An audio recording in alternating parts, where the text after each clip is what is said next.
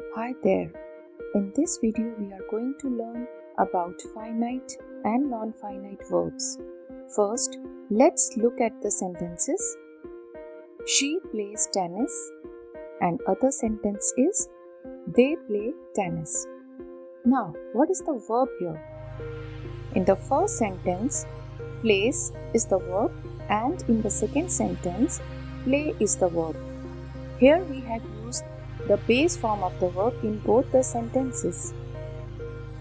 Both these words portray a tense. Do you know what tense it is? Yes, present tense. They not only portray the tense but also agree with the subject.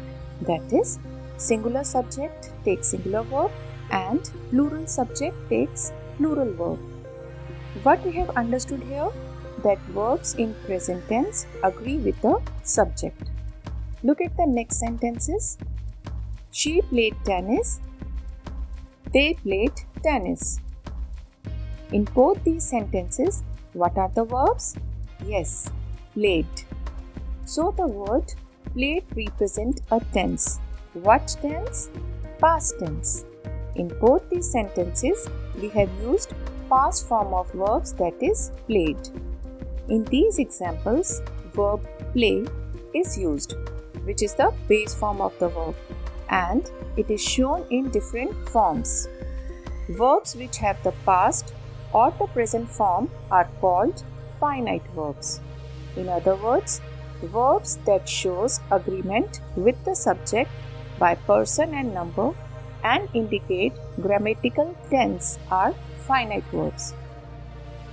They are used only in present and past tense. They act as the main verb and can be changed according to the noun or subject. Let's see next example. Jenny likes to jump. They like to jump. Here what is the verb? Like and likes. Both are finite verb because they tell us about tense and agree with the subjects like singular noun Jenny and singular verb likes are used. Similarly, plural subject they and plural verb like are used. But we see to jump is also representing an action in both these sentences. So, to jump is also a verb. But how do we form this verb? We have used to plus base verb. In both the cases, to jump remains the same. It does not change based on the subject. Similarly, if we use the tense in past tense like Jenny liked to jump and they like to jump, here the verb liked are finite verb representing past tense and agreeing with the subject. But see here, to jump in this case also not changed. And here also we use to plus base form of the verb. So in all these four sentences, to jump doesn't change. It does not indicate any tense and it does not change form according to the subject. Such type of verbs are called non-finite verb. So, what are non-finite verbs? Non-finite verbs are words that possess certain features of the verb but cannot stand on their own to form sentences. They do not indicate any tense and do not change with the subject. Non-finite verbs assist a verb in completing the meaning of a sentence. They can act as nouns, adjectives, and phrases. In short, they cannot be the main verb and they do not talk about the action performed by the subject. There are three kinds of non-finite verbs, that is, infinitive, participle, and gerund. We have already seen the example of infinitive verb. The infinitive is a non-finite verb phrase that consists of the words to plus verb. Example, the child loves to read poems. Here, to read phrase is assisting the meaning of the verb loves. It is preceded by the preposition to. Second type of non-finite verb is participle. A participle is that part of a verb which acts as a verb as well as an adjective. See this example. The dancing doll attracted the little girl. In this sentence, the word dancing tells us more about the doll. Consequently, it acts as an adjective. Let's see one more example. The crying child was pacified by a stranger. Here, crying tells us more about the child and it acts as an adjective. The words dancing and crying looks like a verb, but here they act like an adjective. Such type of words are called participles. Means the word which is formed from a verb and ends in ing or ed but acts like an adjective is in the sentences. Now, there are two categories of participles. They are present participle and past participle. Just now we saw the example of present past participle, which consists of one word ending in ing, which refers to an action or an incomplete action. It is formed by using the verb in its ing form. Example, the singing bird amused all. It looks like verb with ing, but it acts like an adjective. Next is past participle. It represents an action that has been completed. It is formed using the verb and suffixes like ed, d, t, en or n. Example, you should walk cautiously on the frozen pond. Second example, the confused man walked the wrong way.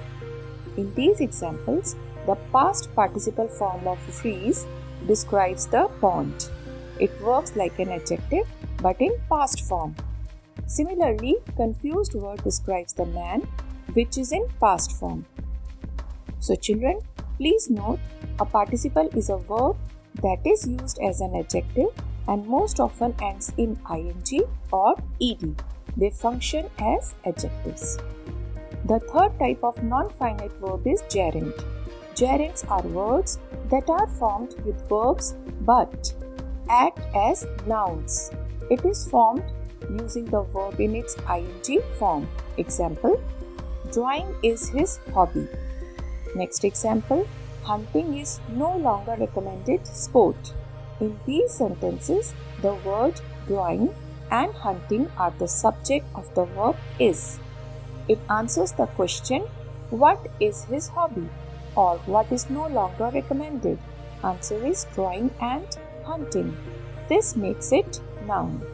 So children, verbs with ing forms can be used in tenses. They sometimes act like the adjectives, sometimes they act like a noun. So don't get confused. So let me recap all the points again with some examples. Finite verbs are the main verbs in the sentence. They change their form when there is a change in number or person of the subject. Also, every sentence needs a finite verb. Non-finite verbs do not show agreement with the subject and does not change form. Non-finite verbs are of three types: infinitives, participles and gerunds. There are two types of participles, that is present participle ending in ing and past participle usually ending in ed, d, t, en or n. They act like adjectives. If they are used in ing form along with nouns, then they are called present participles, and if they ends with ed, d, t, en or n and used along with nouns, then they are called past participle. It is very tricky. Children usually get confused here because we use ing form of verbs in present continuous, past continuous and we use past participles to make perfect sentences in present and past tense. But the simple difference is, if you are using ing form of verb with a helping verb, then it acts like a tense. But when we use ing form of verb in a sentence without helping verbs or placed before noun, then they act like an adjective and called participle. So children, that's all in this video. I hope you have understood the concept of finite and non-finite verbs. For more such informative videos, do subscribe to my channel. Till then, take care.